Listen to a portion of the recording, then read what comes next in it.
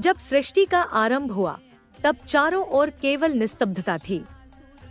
पर्वत खड़े थे, आकाश फैला था, पर जीवन की धड़कन कहीं सुनाई नहीं देती थी। देवताओं ने देखा कि पृथ्वी सुंदर तो है, पर उसमें ज्ञान, संगीत और प्रवाह की कमी है। तब ब्रह्मा जी ने अपनी तपस्या से एक दिव्य शक्ति को प्रकट किया। वह थी माँ सरस्वती। माँ सरस्वती के हाथों में वीणा थी और उनकी वाणी में ऐसा मधुर स्वर कि उससे सृष्टि में कंपन उत्पन्न हो गया। जब उन्होंने पहली बार वीणा के तार छेड़े तो धरती की निस्तब्धता टूट गई। उन स्वरों से प्रकाश की लहरें कहा जाता है कि वही धारा आगे चलकर सरस्वती नदी बनी।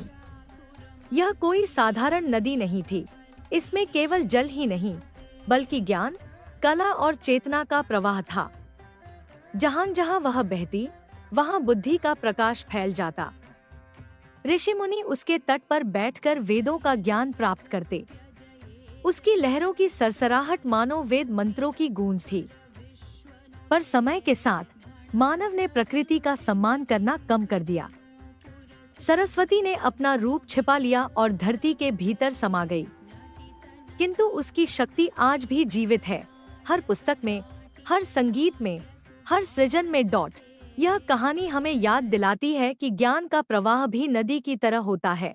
जब तक वह बहता है, जीवन समृद्ध रहता है।